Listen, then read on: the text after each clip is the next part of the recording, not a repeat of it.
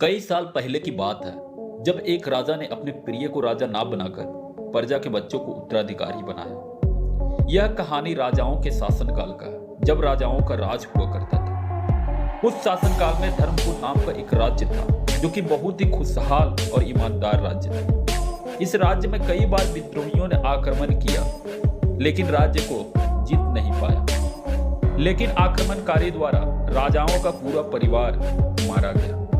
अब राजा सोच में पड़ गया कि मेरे मृत्यु के पश्चात राज्य का उत्तराधिकारी कौन बनेगा। इसके लिए राजा अपने सलाहकार से सलाह लेने के बाद निर्णय लिया कि मैं अपने राज्य के बच्चों को उत्तराधिकारी बनाऊंगा। उन्होंने अपने मंत्रियों से घोषणा करवा दिया राज्य का उत्तराधिकारी बनने के लिए। उसके अगले ही दिन सारे राज्य के बच्चे राजा के दरबार में पहुंचे। राजा ने सोचा इतने सारे बच्चे राज्य का उत्तराधिकारी बनने के लिए आए हैं, लेकिन इनमें से एक ही बच्चे राज्य का उत्तराधिकारी बन सकते हैं। राजा को खुद के जैसा ईमानदार और निडर बालक उत्तराधिकारी का जरूरत है जो सारे प्रजा का अच्छे से ख्याल रखे। राजा ने सोचा इतने सारे बच्चों में एक को उत्तराधिकारी चुनना मुश्किल होगा। इसके लिए राजा ने अपने मंत्रियों को आदेश दिया कि जितने भी बच्चे उतने गमले और पौधे के बीज ले आओ।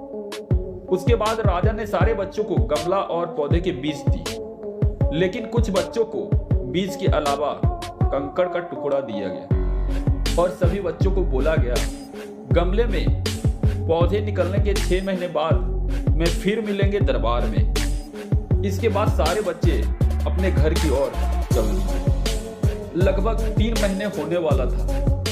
कुछ बच्चे खुश था तो कुछ इनमें से नाराज, क्योंकि कुछ बच्चों के गमले में पौधे निकल आए थे और कुछ का अंकुरित हुआ था। लेकिन उनमें से एक बच्चा बहुत नाखुश था क्योंकि उसके गमले में कोई परिवर्तन नहीं हुआ। उसकी मां ने उनसे कहा, कोई बात नहीं, 3 महीने और हैं, तुम्हारे गमले में पौधे निकल आएंगे। 6 महीने होने वाला था, लेकिन बच्चा बहुत परेशान था क्योंकि उन्होंने लगातार गमले में पानी देता और देखभाल करता था, फिर भी उसके गमले में कोई परिवर्तन नहीं हुआ। अब अगले दिन राजा के दरबार में सभी बच्चों को बुलाया गया, लेकिन सारे बच्चे खुश थे क्योंकि सभी का गमला हरा भरा था, पौधे निकल आए थे। लेकिन एक बच्चा जिनके गमले में कोई परिवर्तन नहीं हुआ था, वह बच्चा डर कर सबसे पीछे खड़ा हो गया।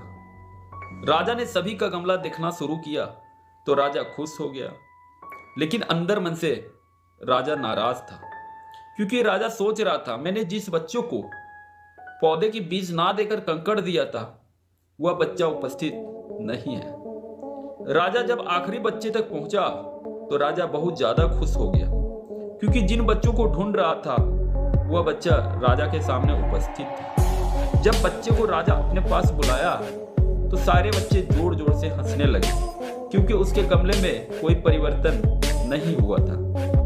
बच्चा डर रहा था लेकिन था ईमानदार।